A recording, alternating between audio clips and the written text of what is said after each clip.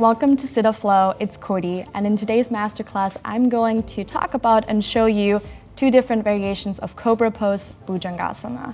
Cobra Pose has a lot of wonderful benefits. It strengthens the spine, lengthens the spine, stretches the front of the body, strengthens the upper arms, and improves your posture.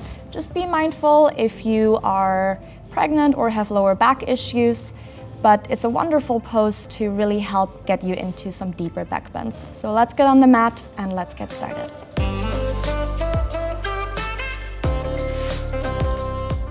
Okay, dear yogis and yoginis, let's get to it.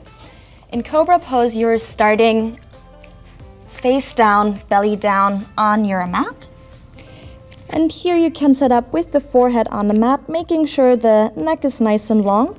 And we're starting with the hands by your side at the upper chest area. Making sure here that the elbows are facing upward and not flaring out. Fingers spreading nice and wide, really grounding into the earth here. If you want, you can bring your feet together with the big toes touching. And we're really setting up our base here. So firming the thighs together, rotating them inward. If your lower back feels a little bit tender, you can also separate your feet a little bit. It's always your choice.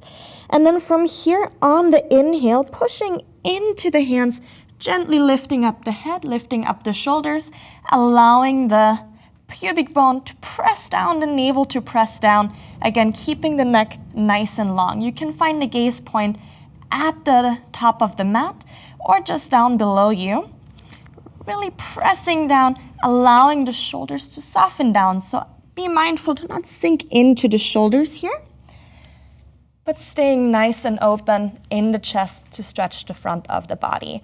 What I see a lot of yogis do is that because you're really working on the upper arms, that they forget about the legs. So make sure that you're firming the thighs together, pressing down through the tops of the feet, almost like you're pressing the toenails all the way down. And that gives your entire body and the lower back a wonderful, nice stretch while strengthening the whole body, the front of the body, and the upper arms.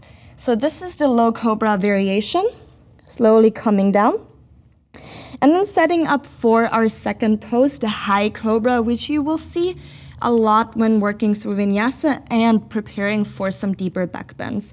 So for the high cobra variation, you're bringing the hands down a little further at the lower rib cage area.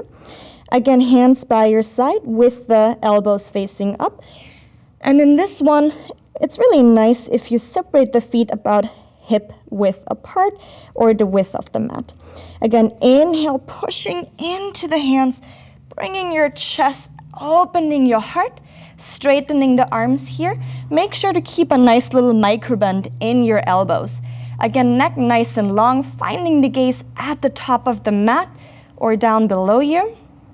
Pressing down evenly through all knuckles of your fingers. Again, don't forget your back area. So rotating the thighs inward, even though your legs are separated, firming them together, pressing the tops of the feet down, pressing the toenails down, really protecting the lower back that way.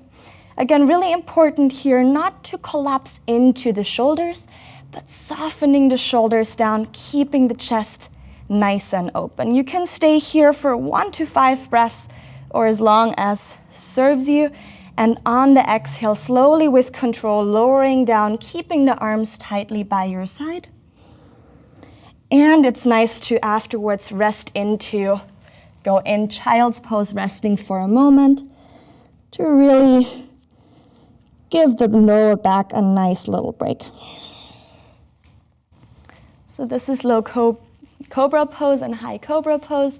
I hope you enjoyed this short little master class, and I will see you on the mat for the next one. Namaste.